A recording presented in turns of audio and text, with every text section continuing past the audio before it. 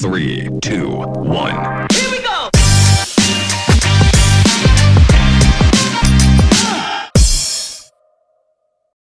નમસ્કાર, આપ તમામનું the રઘુપત મોમેન્ટના podcast સિરીઝના 3rd એપિસોડમાં હાર્દિક સ્વાગત છે. આજે આપણે આ પોડકાસ્ટ થકી સમીક્ષા મેડમને મળીશું. સમીક્ષા મેડમ થકી 2023ની યુપીએસસીની એક્ઝામમાં 362મો નંબર પ્રાપ્ત કરવામાં આવ્યો છે. સો આ પોડકાસ્ટ થકી આપણે એમની જર્નીને જોશું, તેમજ તમારા ઘણા બધા સવાલો છે એમના પણ જવાબ મેળવીશું. તો ચાલો આપણે મળીએ સમીક્ષા મેડમને. આજના આપણા પોડકાસ્ટમાં, ધ રઘુપત મોમેન્ટના પોડકાસ્ટમાં સમીક્ષા ઝા મેમનું સ્વાગત છે. સમીક્ષા ઝા મેમ દ્વારા યુપીએસસી સીએસસી 2023માં 362મો રેન્ક પ્રાપ્ત થયો છે. તો મેમ, આપને ખૂબ ખૂબ અભિનંદન આ રેન્ક પ્રાપ્ત કરવા બદલ અને ગુજરાતનું નામ આપણે નેશનલ કક્ષાએ રોશન કરવા બદલ. Thank you. Yes. So first of all, આપણા પોડકાસ્ટમાં હું તમને અમારા બધા વતી એક સવાલ પૂછવા માગું છું કે તમે યુપીએસસી સીએસસીની જર્ની જ્યારે સ્ટાર્ટ કરી તો તમને એવું ક્યારે લાગ્યું કે મારે યુપીએસસીમાં જમ્પ કરવું જોઈએ, સિવિલ સર્વિસમાં મારે જોડાવવું જોઈએ? તમને એવી કિક ક્યાંથી મળી? તમને એવું મોટિવેશન ક્યાંથી મળ્યું સ્ટાર્ટ કરવા માટેનું? તો સૌથી પહેલાં તો થેન્ક યુ મને આ પ્લેટફોર્મ આપવા માટે. જેમ તમે પૂછ્યું કે મને ક્યાંથી કિક મળી કે યુપીએસસીની જર્નીમાં આવવા માટે, તો લાઈક મારા સાથે ઘણા એવા પર્સનલ ઇવેન્ટ્સ થયા. સ્ટાર્ટિંગમાં જ્યારે મેં આ જર્ની મેં આ યુપીએસસી વિશે વિચાર્યું કે આઈ હેવ ટુ ડૂ ઇટ, ત્યારે તો એવું હતું કે મારા ફાધરનો ડ્રીમ હતું કે મારા ઘરમાંથી કોઈ પોલીસ સર્વિસમાં જાય. બટ મને એક્ઝેક્ટલી નથી ખબર કે આઈપીએસ આઈએએસ કઈ રીતે બને. જેમ નોર્મલી લોકોને નથી ખબર હોતી કે કલેક્ટર બનવા માટે શું કરવું જોઈએ એન્ડ ઓલ, મને બી નથી ખબર. તો એઝ અ ફાધરે કીધું હતું તો એ પ્રમાણે આપણે એક્ઝામમાં જમ્પ કરી ગયા. એન્ડ બિકોઝ ઓફ એ જ બધા ફેક્ટરના લીધે મારો ફર્સ્ટ એટેમ્પ નહોતો થયો. બિકોઝ જે મોટિવેશન હતું, જે મારી વજહ હતી કે why I have to come to this exam, એ બહુ ફેક હતી એક કાઇન્ડ ઓફ. કોઈની આશાઓ અને કોઈએ કીધું એ પ્રમાણે. જે મારું રિયલ મોટિવ હતું એ મારા સેકન્ડ એટેમ્પમાં મને ખબર પડ્યું કે why I should do that. And ત્યારથી જ મારો જે રિઝોલ્વ હતો કે ના, મારે હવે યુપીએસસી જ ક્રેક કરવી છે, ત્યારે મારું વધારે સોલિડ થઈ ગયું. લાઈક મારા ફર્સ્ટ એટેમ્પ પછી જ ઘણા બધા મારા એડમિનિસ્ટ્રેશન સાથે બેડ એક્સપિરિયન્સ રહ્યા. સો આઈ થોટ કે ઘણું બધું સુધારવા જેવું છે. સાથે જ્યારે હું સોસાયટીમાં થોડી અવેર થઈ, થોડું મને સમજણ પડવા માંડી કે કઈ રીતનાનું બધું છે, તો આઈ ગોટ ટુ નો કે યાર વુમન્સની હાલત બહુ સારી નથી સોસાયટીમાં. મારા મધર છે એન્ડ ઘણા બધા મહિલાઓ જેમને મેં જોયા છે, આખો દિવસ એમની જે જર્ની છે, બહુ કેપેબિલિટી છે એમનામાં, બહુ જ સ્કિલ્સ છે, ક્યાંક બહુ અલગ લેવલ ઉપર જઈ શકે છે એ લોકો. And they can do better than men as well, of that capability and better than them as well. But platform નથી મળતો, ગાઈડન્સ નથી, એન્ડ ક્યાંક ના ક્યાંક જે મહિલાઓની જે સ્થિતિ છે સોસાયટીમાં એ બી નથી એટલી બધી આપણે એન્કરેજિંગ છે. Like it's not very much encouraging, જેના લીધે એ લોકો લેક કરતા હોય છે ઘણી જગ્યાએ. એ બી એક ફેક્ટર રહ્યો. ઘણા બધા ફેક્ટર્સ હતા. સો આઈ ચોઝ. સો યસ, મેનલી તમે વાત કરી એમાં મારે એ જાણવું છે કે તમે કીધું કે ફર્સ્ટ એટેમ્પમાં તમારા ફાધરની, તમારા મધરની અથવા તો તમારા સમાજની, સોસાયટીની એક આશા હતી, અને સેકન્ડ એટેમ્પમાં જ્યારે તમે જમ્પ કર્યા ત્યારે you have find your why. So જે પણ સ્ટુડન્ટ છે તો એમણે પોતાનું વાય કેવી રીતે ફાઇન્ડ કરવું? જેમ કે હું કદાચ યુપીએસસી આપું છું તો મારે કેવી રીતે વાય ફાઇન્ડ કરવું જોઈએ, અથવા તો એ વાયના પાછળ કેવી રીતે ભાગવું જોઈએ? સો જ્યારે નોર્મલી જ્યારે બી એક્સપિરિયન્સ પ્રિપેર કરવાનું ચાલુ કરે ત્યારે એમનું કેવું હોય કે જે રીલ્સમાં બતાવતા હોય. હું બી ફર્સ્ટ એટેમ્પમાં મારું બી સેમ હતું કે પેલું રીલ્સ જોઈ લીધી મોર્નિંગમાં, entry royal entries and all, right. But કેવું હોય કે પેલું ગીત સાંભળી લીધું આપણે, very famous song, Dangal song, ઘણા બધા હતા, એ બધું સાંભળી લીધું. Now I have to do something. મેં બી કર્યું છે. But that is only the thing. ઘણા લોકો શું હોય છે કે એનાથી યુપીએસસી ક્લિયર તો કરી જાય, બટ દેન વોટ?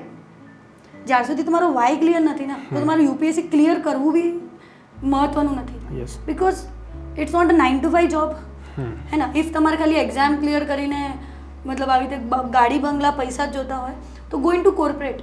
બહુ પૈસા છે ત્યાં. અગર તમારે રિયલ સર્વિસ કરવી છે then you should come to public service. And આ મને સમજણ સેકન્ડ એટેમ્પ સુધીમાં એટલા માટે આવી કારણ કે મારું માનવું એવું છે કે એક તમારામાં અન્ડરસ્ટેન્ડિંગ હોવી જોઈએ મતલબ સોસાયટીને કયા નજરિયાથી જોવું છે.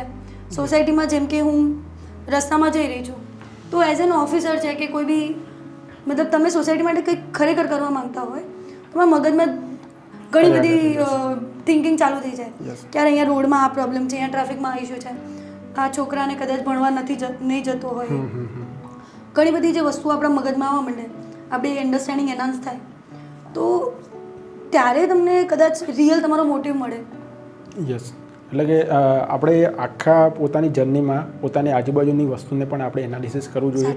પ્રોબ્લેમ શું છે, સોલ્યુશન શું થઈ શકે છે. એટલે કે ઓફિસર બનવા પહેલાં પોતાના માઇન્ડમાં ઓફિસર બની જવું જોઈએ કે જેથી પ્રોબ્લેમનું આપણે એનાલિસિસ કરી શકીએ, એનું સોલ્યુશન કરી શકીએ. હવે બીજી વસ્તુ મારે પૂછવી છે કે તમે એક વસ્તુ કીધી કે મોટિવેશન એટલું કામ નથી કરતું જે સોંગ સાંભળીને. સો બે વસ્તુ છે, બે વર્ડ્સ તમને આપું છું. એક મોટિવેશન છે અને કન્સિસ્ટન્સી છે. બંને ઇમ્પોર્ટન્ટ છે આપણી આખી જર્નીમાં. જે પણ તમે સિવિલ સર્વન્ટની જર્ની હોય છે એની આખી જર્નીમાં બંને વસ્તુ ઇમ્પોર્ટન્ટ છે. તો કયા વસ્તુને કેટલા ઓપ્ટિમમ લેવલ સુધી લઈ જવું જરૂરી છે? જેમ કે મોટિવેશન છે તો કેટલાક વિદ્યાર્થીઓ, કેટલાક સ્ટુડન્ટ એવા છે કે મોટિવેશન એટલું બધું મેળવી લે છે કે એના પછી એકચ્યુઅલી શું કરવું એ ખબર નથી. ને કેટલાક એવા છે કે કન્સિસ્ટન્સીના એવા ગોળમાં ફસાઈ જાય છે કે એને મોટિવેશનની જ્યારે જરૂર પડે ત્યાં મોટિવેશન પોતાનું સેલ્ફ મોટિવેશન નથી કરી શકતા. સો કયા ઓપ્ટિમમ લેવલે લઈ જવું જોઈએ મોટિવેશન અને કન્સિસ્ટન્સી વચ્ચે? આનો હું તમને એવી રીતે આન્સર આપીશ કે બે ટાઈપના મેં એસ્પિરન્ટ અને બે ટાઈપની મેં બી પોતાની વર્કિંગ સ્ટાઇલ જોઈ છે. તો એક તો ક્યારે હોય કે જ્યારે તમારામાં બિલકુલ કામ કરવાનું તમને ઈચ્છા જ ના થતી હોય, ભણવાની ઈચ્છા ના થાય તમને, ત્યારે તમને મોટિવેશન જોઈએ કે ચાલો કંઈક જોઈ લઈએ, વાય બીકમિંગ ઓફિસર અગેન. કે તમારું જ્યારે સુપરફિશિયલ હશે ને, કોકે કહી દીધું, કાકા બાપા કોકે કહી દીધું કે ભાઈ તારે આ બનવું છે, આપણા પરિવારમાં કોઈ નીકળ્યું છે તો તારે બનવું છે કોઈના કોમ્પિટિશનથી, ત્યારે તમને મોટિવેશન જોઈએ. ઓકે, બટ મોટિવેશન જરૂરી છે. કેવો મોટિવેશન? તમારો વાયવાળું મોટિવેશન, બરાબર? આ બધા ફેક મોટિવેશન બહુ કામ ના આવે. ઓન ધી અધર હેન્ડ અગર કન્સિસ્ટન્સીની વાત કરું તો કન્સિસ્ટન્સી એવા લોકોને પ્રોબ્લેમ કરી જાય જે ખાલી એવું વિચારે કે યુપીએસસી ના સિવાય કંઈ બીજું નથી એમને લાઈફ. એટલે એક તો બિલકુલ કામ કરવાની ઈચ્છા ના હોય, એક તો આખો દિવસ કામ જ કરે. એન્ડ બંને બહુ જ પ્રોબ્લેમેટિક છે જર્નીમાં. So it's end up with the stress. Exactly, બંનેમાંથી. તમે ભણતા ના હો તેવું ત્યાં હું ક્યારે ભણીશ એ સ્ટ્રેસ થાય. બહુ ભણતા બહુ જ વધારે પડતાનું ભણી લો તમને મેન્ટલ ઇશ્યુઝ થઈ જશે. તમે કહો મારી પર્સનલ લાઈફ ક્યાં છે? બિકોઝ એટ ધી એન્ડ આ બી એક પબ્લિક સર્વિસ છે એન્ડ પબ્લિક સર્વિસમાં સરકાર કોઈ દિવસ ના નથી પાડતી કે તમે તમારી ફેમિલીને ત્યાગી દો. નેવર. તમારે બંને વસ્તુ બેલેન્સ કરવી છે. કોઈ બી વસ્તુ હોય તો તમે જેટલું વર્ક લાઈફ બેલેન્સ બનાવીને ચાલશો એની સેક્ટરમાં, ભણવાનું હોય, તમારા જોબમાં હોય, it will benefit you. So ma'am દ્વારા સેકન્ડ અટેમ્પમાં આ અચીવમેન્ટ મેળવાયું છે. સો સેકન્ડ અટેમ્પ અને ફર્સ્ટ અટેમ્પ એ બંનેમાં શું ડિફરન્સ હતો? એક હતું કે સોસાયટીના તમારા ઉપર થોડાક દબાવો હતા, સેકન્ડ અટેમ્પમાં તમને વાય મળી ગયું, પણ બંને વચ્ચે તમે પોતાની જાતને એનાલિસિસ કરો છો તો બંનેમાં તમે સમીક્ષા પહેલા અટેમ્પમાં અને સમીક્ષા સેકન્ડ અટેમ્પમાં, what is the difference between those two? So first અટેમ્પમાં મેં બહુ બધા મિસ્ટેક્સ કર્યા. One by one I will come to it. પહેલો તો એવું હતું કે મારા મગજમાં હતું not to do something for society but to clear the UPSC in first attempt. પહેલાં જ અટેમ્પમાં મારે ક્લિયર કરવું હતું, એ મારો ટાર્ગેટ હતો. યુપીએસસી પછી શું એ નહોતું. તો એ ક્યાંક ના ક્યાંક આપણે હોય ને કે આ જ અટેમ્પમાં કરી લેવું છે. ઇફ્સ એન્ડ બટ, જે મેથિક્સમાં બહુ સરસ કહેવાય છે કે તમે મીન્સ ઉપર ફોકસ કરો ત્યારે તમારો એન્ડ સારો થાય. તમે એન્ડ ઉપર ફોકસ કરશો અને મીન્સને જેમ તેમ કરી દેશો તો ક્યાંક ના ક્યાંક પ્રોબ્લેમ પડશે. તો મારો જે ફોકસ હતો એ એન્ડ ઉપર વધારે હતો ફર્સ્ટ અટેમ્પમાં. તો ક્યાંક ના ક્યાંક મેં એના લીધે સ્ટ્રગલ કર્યું. સેકન્ડ હતું કે અફવાઓ, વેરી પોપ્યુલર મિથ્સ જે હોય છે સોસાયટીમાં કે ભાઈ તમને શેના માટે યુપીએસસી કરવું છે, ગાડી, બંગલો એન્ડ ઓલ ધીસ થિંગ્સ. તો એ મારા મગજમાં કંઈક ના કંઈક હતું. એન્ડ સમવેર હું પોતાની જાતને એટલું મતલબ I was not enough mature about કે રિયલી આ બધી વસ્તુઓ મેટર કરે છે કે નહીં લાઈફમાં. કારણ કે મને એવું હતું કે ના આ જ બધી વસ્તુઓ સક્સેસ છે. આઈ નેવર થોટ કે આનાથી અલગ, મતલબ સક્સેસ આ વસ્તુ નથી. This are superficial things. તો ફર્સ્ટ અટેમ્પના વખતે મને એવું હતું કે for achieving this I have to do that. એ સૌથી મોટી પ્રોબ્લેમ મારા માટે આવી. બિકોઝ બધી વસ્તુ સુપરફિશિયલ હતી મારા સાથે. થર્ડ વોઝ કે રૂમમાં લોક કરી લેવું પોતાની જાતને. I am not telling anything wrong. એકદમ સાચું કહું છું કે મેં ઓલમોસ્ટ 6 થી 8 મહિના મારા ઘરની બહાર નથી નીકળ્યું. In first attempt in First attempt. First attempt okay હા તો લાઈક હું મારા ઘરની બહાર જ નથી નીકળી. અચ્છા મારા ઘરની બહાર સોસાયટીમાં શું થાય છે મને એ બી નથી ખબર.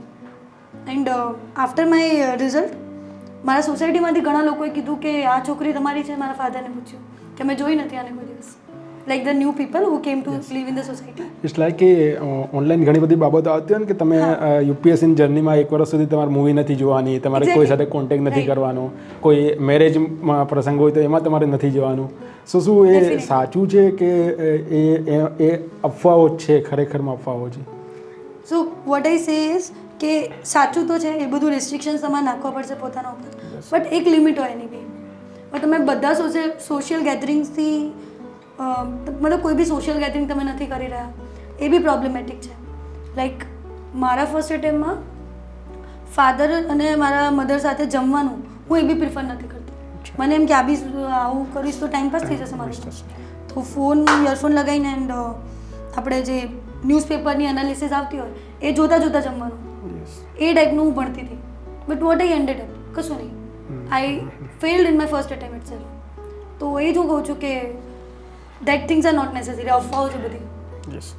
સો એક સોસાયટી પ્રેશર અને એ બધી વસ્તુને આપણે સાઈડમાં મૂકીએ અને એકેડેમિક પર્સપેક્ટિવથી આપણે કદાચ જોઈએ તો ફર્સ્ટ એટેમ્પમાં તમે જ્યારે ફેલ થયા પ્રિલિમ્સમાં કે મેન્સમાં કયા પ્રિલિમ્સમાં? યસ. સો સેકન્ડ એટેમ્પ જ્યારે પ્રિલિમ્સ માટે તમે પ્રિપેરેશન કરો છો તો તમે શું એનાલિસિસ કરો છો કે મારા લાસ્ટ એટેમ્પમાં કઈ ભૂલ થઈ છે અને એનાલિસિસ કયા બેઝ ઉપર કરો છો?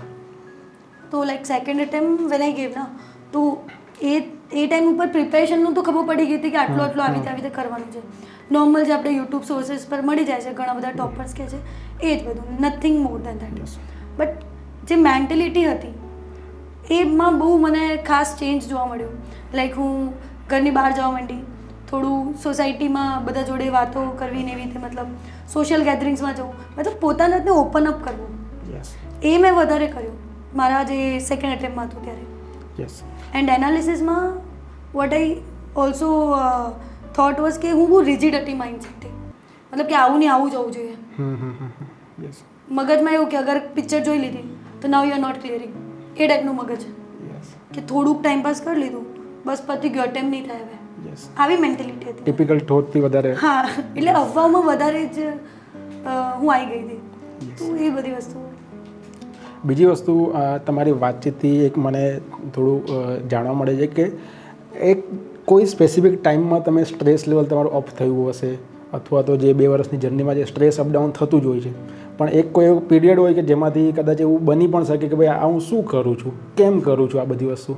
તો એવો કોઈ પીરિયડ આવ્યો હતો સ્ટ્રેસનો ને એમાંથી તમે ઓવરકમ કેવી રીતે થયા, કે એમાંથી બહાર કેવી રીતે નીકળ્યા, કેવી રીતે તમને એનાથી મોટિવેશન મળ્યું કે અચ્છા આ સ્ટ્રેસ અલગ વસ્તુ છે પણ મારે એન્ડમાં કંઈ અચીવ કરવાનું છે. તો એવું કંઈ થયું હતું પહેલી વસ્તુ તો, અને થયું તો ઓવરકમ કેવી રીતે થયા?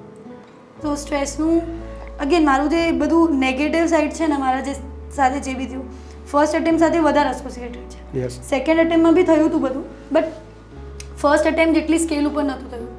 ફર્સ્ટ એટેમ્પમાં મને એકદમ ડિપ્રેશનવાળા થોટ્સ આવવા માંડ્યા હતા. Not to say like that, but એવું થતું હતું કે પંખો જોઈને એવું લાગે કે હવે લટકી જવું સારું છે, એ ટાઈપના થોટ્સ. જસ્ટ બિકોઝ એટલું બધું એક્ઝામને મેં સ્ટ્રેસ લેવલ ઉપર લઈ લીધું હતું કે આ એક્ઝામ સિવાય કંઈ નહીં, મારી સક્સેસની ગણતરી હતી આ એક્ઝામ. યસ. તો ક્યાંક ના ક્યાંક મને એનાથી એટલો બધો સ્ટ્રેસ આવ્યો. તમે સ્ટ્રેસ લેશો તમે વાંચી નહીં શકો, સો વોટ વિલ હેપન કે તમારા માર્ક્સ ઓછા આવશે, અગેન સ્ટ્રેસ થશે તમને. તો મારા જે ફર્સ્ટ એટેમ્પમાં સેમ સાયકલ ઉપર સાયકલ એવી થઈ ને કે I was mentally very much ill. મતલબ નેગેટિવ થોટ્સ આવ્યા, વેરી નેગેટિવ અબાઉટ એવરીથિંગ. તો આના પછી હાઉ ટુ ઓવરકમ દેટ, જેમ તમે પૂછ્યું, તો મારા જોડે કંઈ બીજો સોલ્યુશન નહોતો. આઈ સીક ડૉક્ટર. 2 ડૉક્ટર્સને બતાવ્યું મેં આના માટે. લાઈક ઘણા બધા લોકોને એવું હોય કે મેન્ટલ ઇલનેસ જાહેર કરવું એ બહુ ખોટી વસ્તુ છે, કે આ તો ભાઈ આ તો મતલબ હવે આગ્રા ને બધું એ બધું માઇન્ડમાં આવે. બટ બધા આપણે ડે ટુ ડે લાઈફમાં આનાથી સ્ટ્રગલ કરીએ જ છીએ. And to open up is a good thing.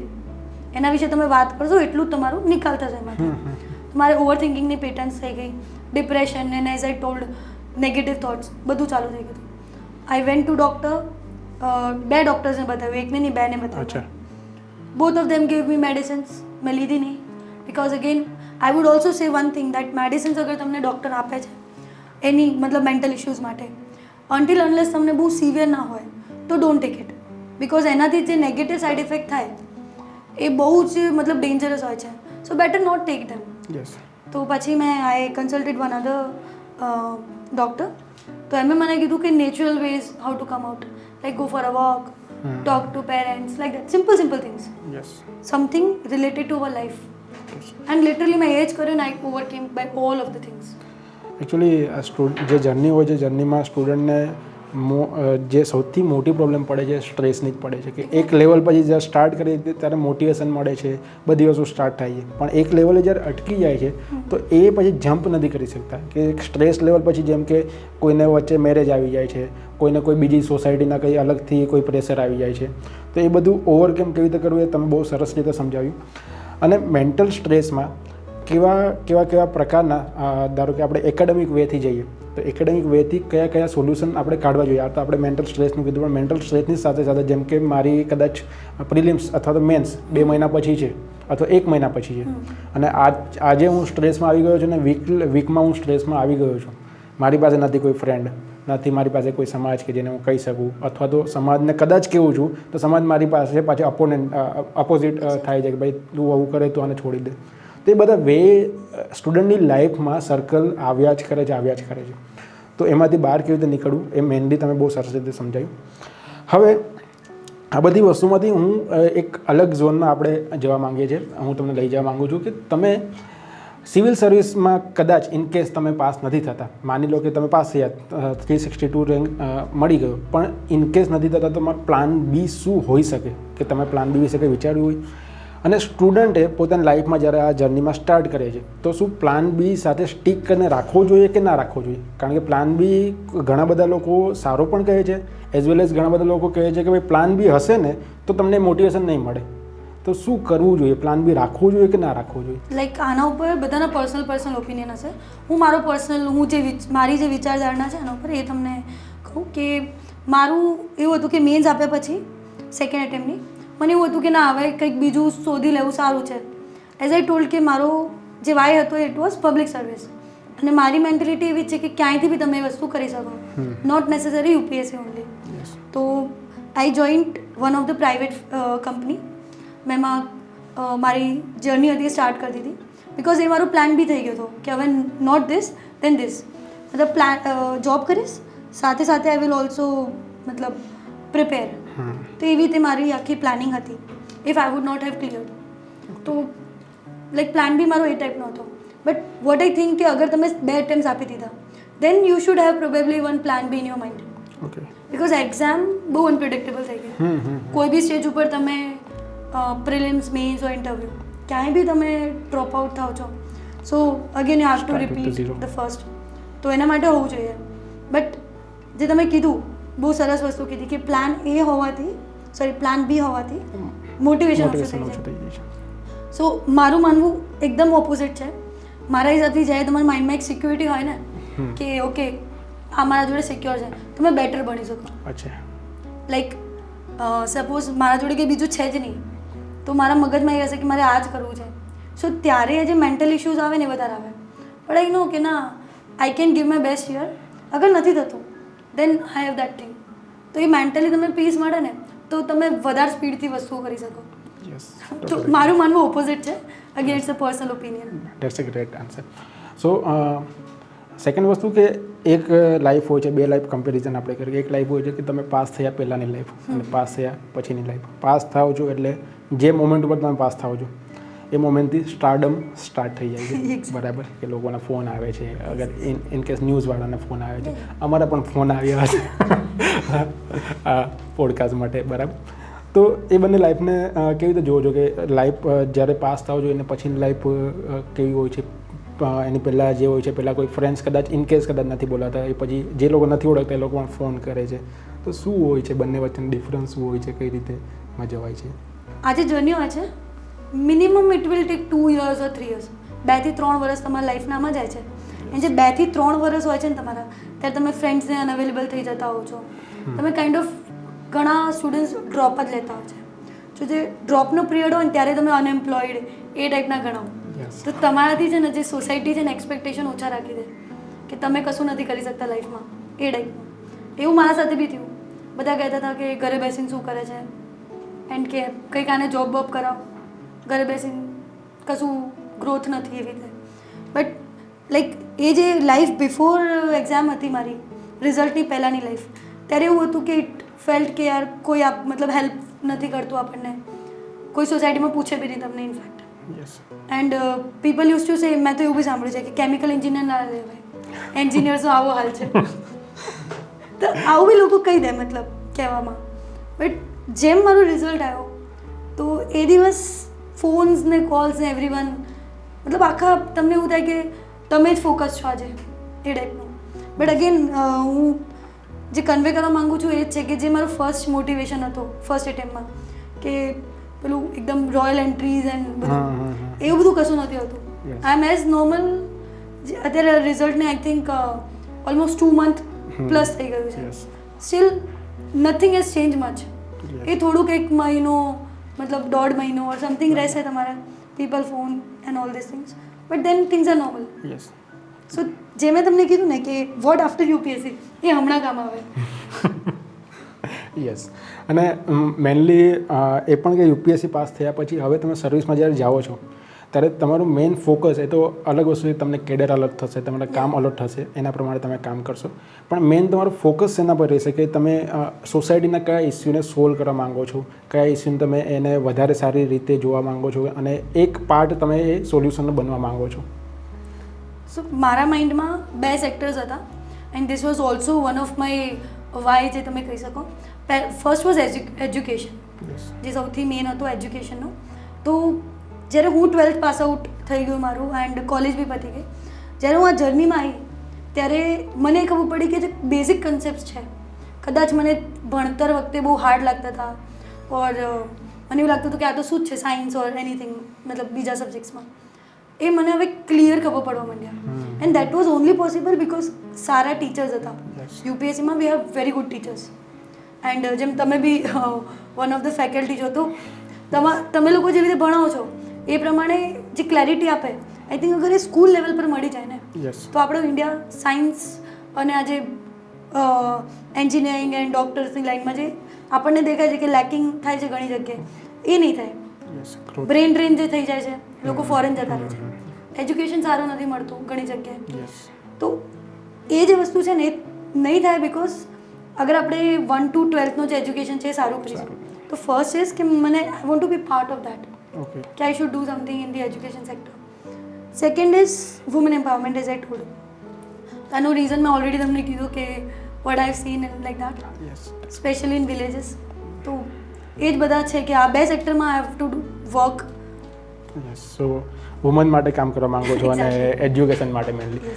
So વુમનનું education પણ આપણે કદાચ ઇન્ડિયામાં જોવા જઈએ તો ગ્રાઉન્ડ લેવલે જ્યારે જોવા જઈએ તો જ્યારે ગ્રોસ એનરોલમેન્ટ રેશિયોમાં આપણે 99% ને 100% આપણે કહીએ છીએ, પણ એકચ્યુઅલી જ્યારે ગ્રાઉન્ડ લેવલે જ્યારે જોવા જઈએ તો બહુ પેથેટિક છે કે ભાઈ એ લોકો જ્યારે જાય છે અટેન્ડન્સ પુરાઈને આવે છે, અથવા તો જે ઇન્ફ્રાસ્ટ્રક્ચર છે એ થોડું પેથેટિક છે. તો તમે ત્યાં જશો અને તમે એના વિશે કામ કરશો તો ખૂબ લાભ થશે ઇન્ડિયાને, અને તમે એક પાર્ટ બનશો એ સોલ્યુશનનો.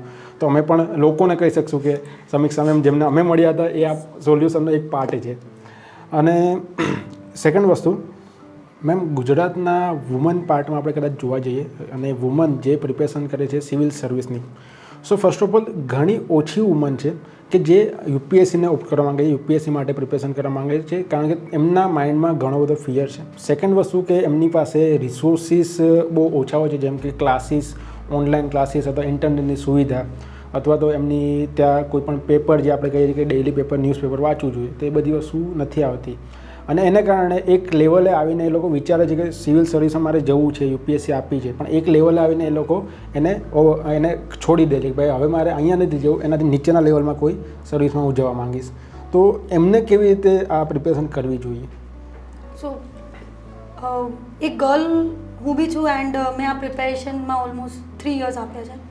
તો એ પ્રમાણે હું એ કહેવા માગું છું કે મોસ્ટલી આ જે ડાઉટ છે એ જે વિલેજીસમાં હોય છે એ લોકોને વધારે આવતા હોય છે. ગામડામાં જે લાઈક ગર્લ્સ પ્રિપેરેશન કરતી હોય એમને આ બધા પ્રોબ્લેમ્સ ફેસ થતા હોય છે. અધર ઇઝ કે ફાઇનાન્શિયલ ઇશ્યુઝ બી ઘણા બધા આવતા હોય છે.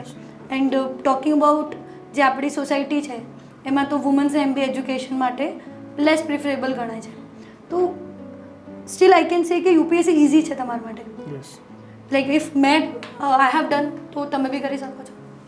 તો હું બી લાઈક નોર્મલ જ ફેમિલીથી આવી છું એન્ડ મેં કર્યું છે તો તમે કરી શકો છો.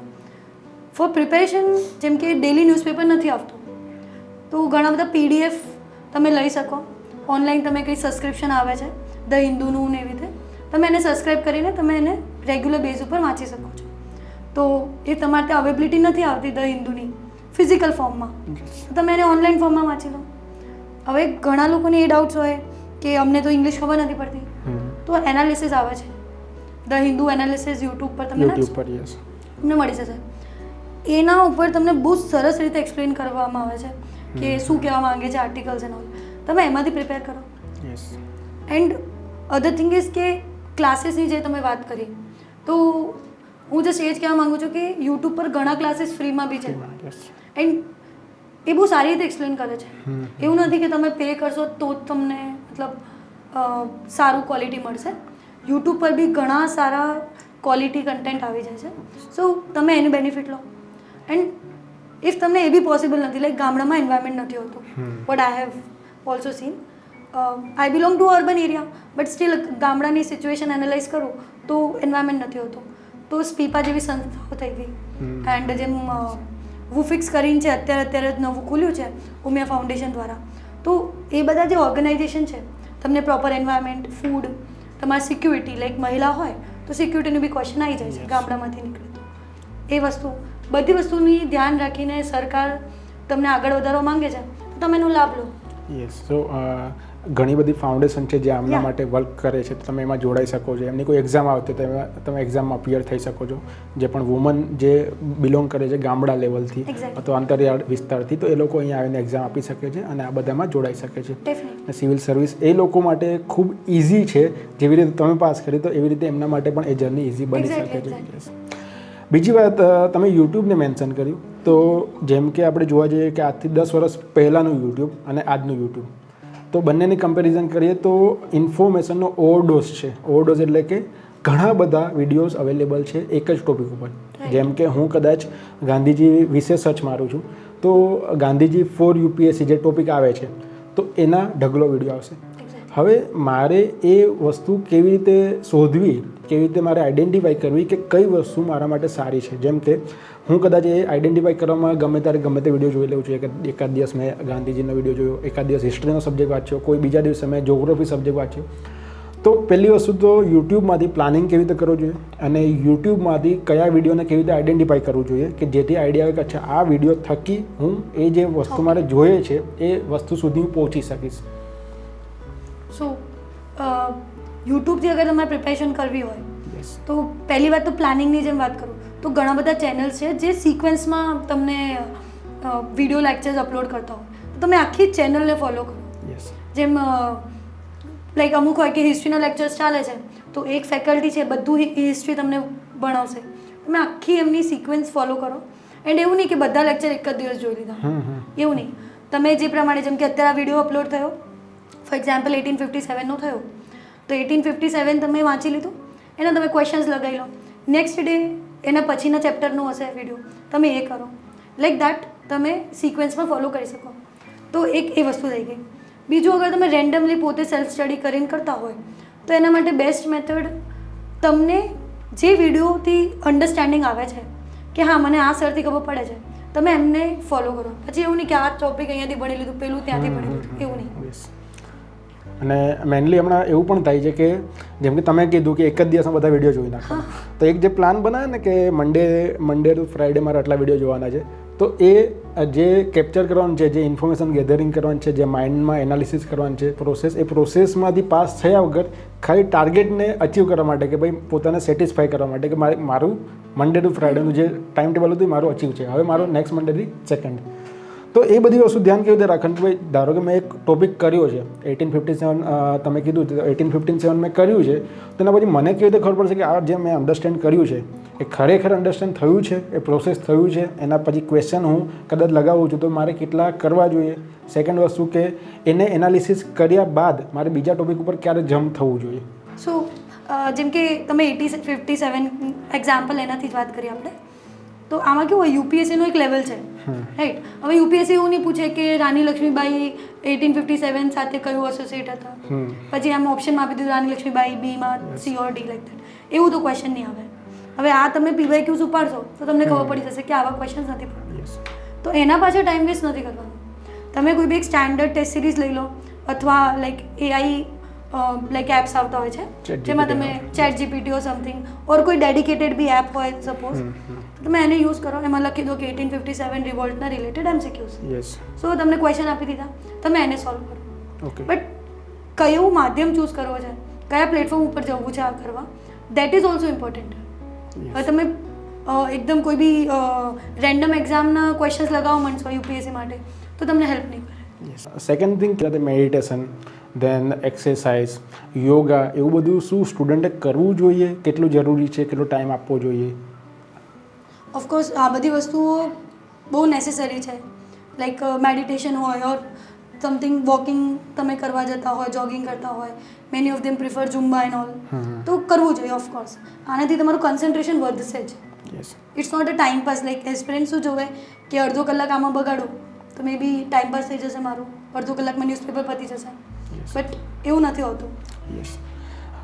સો મેનલી યુપીએસસી સીએસસીમાં જ્યારે આપણે વાત કરીએ ત્યારે ઓપ્શનલ સબ્જેક્ટ ખૂબ મોટો ભાગ ભજવે છે. તો ઓપ્શનલ સબ્જેક્ટને આપણે કેવી રીતે સિલેક્ટ કરવો જોઈએ? સો ઓપ્શન જ્યારે આપણે સિલેક્ટ કરીએ એના માટે તમારું ઇન્ટરેસ્ટ જેમાં છે એ સૌથી વધારે ઇમ્પોર્ટન્ટ છે. જેમ કે મારો ઓપ્શન હતો પબ્લિક એડમિનિસ્ટ્રેશન. તો મને એવું હતું કે એડમિનિસ્ટ્રેશન દેટ ટુ, કારણ કે મને આગળ જઈને પબ્લિક એડમિનિસ્ટ્રેશનમાં જવાનું હતું, તો આઈ થોટ કે આ મને વધારે ઇન્ટરેસ્ટિંગ બી લાગે છે. એન્ડ મેં કઈ રીતે ચૂઝ કર્યો હતો, તો I choose some books of sociology, થોડી એન્થ્રોપોલોજીની બુક લઈને 11th 12th ઓનલી. તો એવી રીતે થોડું મેથેમેટિક્સવાળું બી મેં સિલેબસ જોયો. એ રીતે મેં બધા સબ્જેક્ટ્સ જોયા જે બી મને લાગતા હતા કે 5 to 6માંથી કે માય ઇન્ટરેસ્ટ ઇઝ ધેર. એના પછી મેં સિલેક્ટ કર્યો કે okay this is more comfortable to me, કે આમાં મને વધારે બેટર લાગે છે. કોઈના કહેવા ઉપર કોઈ ફ્રેન્ડે કહી દીધું ઓર કોઈ કોચિંગ ઇન્સ્ટિટ્યૂટે કહી દીધું કે ભાઈ આ ઓપ્શનલમાં ટ્રેન્ડ બહુ જોરદાર છે, માર્ક્સ વધારે આવશે. હા, માર્ક્સ વધારે આવશે, એવું ના કરવું. કારણ કે કોચિંગ ઇન્સ્ટિટ્યૂટમાં કેવું હોય કે કોઈ ફેકલ્ટી છે જે બહુ મસ્ત ભણાવે છે ઓપ્શનને, તો એ જ ઓપ્શનને પ્રમોટ કરશે. તો don't get in to that traps and all. Yes. અને સેકન્ડ મેન્સ પછી આપણે જમ્પ કરીએ ઇન્ટરવ્યૂ ઉપર. તો ઇન્ટરવ્યૂમાં સૌથી મોટી વસ્તુ કે જે આપણે યુટ્યુબમાં આપણે જે પેનલ ઇન્ટરવ્યૂ જોઈએ છે કે પેનલ ઇન્ટરવ્યૂમાં આવા ક્વેશ્ચન પૂછે છે, અને જે રિયલ ઇન્ટરવ્યૂ તમે ફેસ કરો છો તો એ બંને વચ્ચેનો ડિફરન્સ શું હોય છે, અને પેનલ ઇન્ટરવ્યૂમાં જ્યારે જાઓ છો, જ્યારે તમે મોક્સ આપો છો, તો શું ખરેખર એ આપણને રિયલ ઇન્ટરવ્યૂમાં એનાથી ફાયદો થાય છે, અને બંનેમાં શું ડિફરન્સ હોય છે? સો રિયલ અને પેલું આપણે જે રીલ અને રિયલ હોય છે સેમ લાઈક દેટ. તો જે યુટ્યુબ પર અપલોડ થાય છે એ ટાઈપનો સેટઅપ નથી હોતો. લાઈક યુટ્યુબમાં શું થાય, આઈ મીન જે અપલોડ થતા હોય મોક્સમાં, કે one faculty or one panel member will ask you 5 questions, fix જ હોય એમના 5 or 4, and then they have a suggestion કે આપ અચ્છા કર રહે હો ये वो લાઈક દેટ. બરાબર. તમે જ્યારે એ વિડીયોઝને સરખી રીતે જોશો તો તમને પોતે ખબર પડશે કે આ ક્વેશ્ચન આન્સર ચાલે છે. કે તમે કહો કે ભાઈ ગિફ્ટ સિટી બન્યું તો કેમ બન્યું, એમાં કેમ આવું છે, તમે કીધું ભાઈ મારી નોલેજ પ્રમાણે આટલું છે, દેટ્સ ઓવર. બટ રિયલ ઇન્ટરવ્યૂમાં શું થાય, તમારી સાથે ડિસ્કશન કરવામાં આવે. જેમ આપણે અહીંયા વાત કરીએ છીએ, તો તમે મને પૂછ્યું, મેં આન્સર આપ્યો, તો થર્ડ મેમ્બર ક્યાંકથી પૂછશે કે આનું મતલબ આવું બી થયું. તો ડિસ્કશન છે જેમ આપણે ડાઇનિંગ ટેબલ ઉપર બેસીને કરીએ, દેટ ટાઈપ.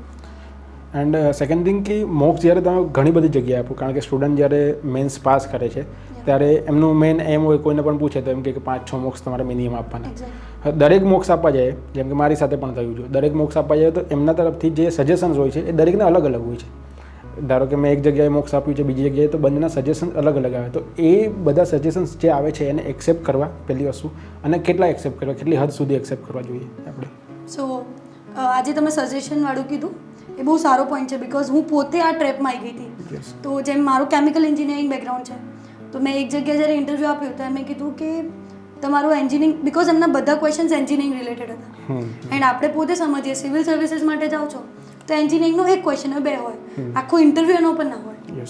તો જ્યારે આખો ઇન્ટરવ્યૂ એના ઉપર ગયો એન્ડ હું આન્સર ના આપી શકી, તો મને લાગ્યું મારે તો કેમિકલ એન્જિનિયરિંગ નથી આવડતું મને, એન્ડ એક્ઝામ કાઢવા માટે મારે વાંચવું પડશે. તો હું જઈને કેમિકલ એન્જિનિયરિંગની બુક ખરીદી લઈ, મેં એ વાંચવાનું ચાલુ કરી કાઢી. હવે મેં આખી એ વાંચી લીધી. So it takes time. મારો ઇન્ટરવ્યૂ બહુ અર્લી હતો, like it was only 20 days I got to prepare for interview. First મતલબ in the initial phase I was having my interview. તો મેં આખી એ બુક વાંચી લીધી, સમથિંગ 200 પેજીસની હતી. જ્યારે હું બીજો ઇન્ટરવ્યૂ આપવા ગઈ તો મેં કંઈ કેમિકલમાંથી પૂછ્યું જ નહીં બધા. હવે ત્યારે જે ક્વેશ્ચન્સ મને પૂછ્યા તે મને પાછા ના આવડ્યા, because I gave that time in the chemical engineering. તે વસ્તુ થાય. તો એટલે જ હું કહું છું કે તમારે અન્ડરસ્ટેન્ડિંગ લેવી પડશે કે તમને ભલે કોઈ બી સજેશન આપે બટ ઇન્ટરનલી તમે એને જજ કરીને જો કે સાચું બી આપ્યું છે કે ખોટું આપ્યું છે, તો એ પ્રમાણે you can do well in that. And ઇન્ટરવ્યુમાં પહેલાં ટિપિકલ ક્વેશ્ચન જે ચાલે છે કે ભાઈ ગ્લાસ અડધો ભરેલો છે, અડધો ખાલી છે. તમારે જ્યારે જાઓ છો ત્યારે પગત નંબર ઓફ સ્ટેજ તમારે ગણીને જવાની છે, શર્ટના બટન કેટલા છે જોઈને જવાના છે, બેકની વોલનો કલર કયો છે જોઈને જવાનું છે. શું એ સાચેમાં એવું થાય છે? કારણ કે આપણને જ ખબર છે કે ચલો થાય છે કે નથી થતું, પણ ઘણા બધા સ્ટુડન્ટ્સ એવા છે કે જે લોકોને આ મિથ થકી કે જ્યારે ઇન્ટરવ્યૂ આપે છે, ફર્સ્ટ ટાઈમ ઇન્ટરવ્યૂ આપે તો આવા મિથમાં જ એ લોકો સર્કલમાં ફસાઈ જાય છે. તો શું ખરેખર એવું થાય છે? આવા ક્વેશ્ચન આવે છે? તો જેમ તમે કીધું ગ્લાસવાળો ક્વેશ્ચન, તો one of my friend told કે એવો ક્વેશ્ચન એમને પૂછ્યો હતો. લાઈક ઇટ વોઝ અબાઉટ કે બોટલ જે છે મતલબ પ્લાસ્ટિકની બોટલ હોય તો કે આનું કમ્પોઝિશન શું છે. બટ એ ત્યારે હતું કારણ કે એ એન્જિનિયરિંગ ફિલ્ડથી હતા, તો એટલા માટે એમને પૂછ્યું હતું. પછી જેમ તમે બટનવાળું કીધું, તો બટન્સવાળું તો મને આજ સુધી કોઈ એવું જાણવા નથી મળ્યું. બટ આ સાડી જેમ કે જે ગર્લ્સ હોય એ સાડી પહેરે તો ઘણી પેટર્નને આર્ટ ફોર્મ કરેલી હોય. એન્ડ આપણા GS1માં આર્ટ એન્ડ કલ્ચર બહુ મોટો એક પાર્ટ છે. તો એવું પૂછે જશે કે આ કઈ પેઇન્ટિંગ છે, આનાથી કયા ટ્રાઇબલ્સ એસોસિએટેડ છે, એ ટાઈપનું.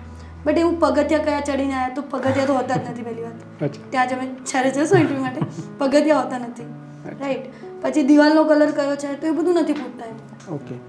સો મેનલી અને કદાચ ઇનકેસ પૂછે છે અને નથી આવડતું, દેટ ઇઝ ઓકે, રાઈટ. કે એક બે ક્વેશ્ચન નથી આવડતા, એવું કંઈ નથી કે આપણે જ્યારે જઈએ છીએ ત્યારે બધું ઓબ્ઝર્વ કરતું જવાનું, એવું કંઈ જરૂરી નથી હોતી, બરાબર? યસ. સો મેમ, અહીંયા આપણે આ પોડકાસ્ટનો એન્ડ કરીએ છીએ. If you want to say something to our student, કે તમે પોતાની જર્નીમાં અથવા કોઈ સ્ટુડન્ટને કંઈ પણ એડવાઇસ આપવા માંગો છો તો તમે આ કેમેરામાં જોઈને તમે બોલી શકો છો.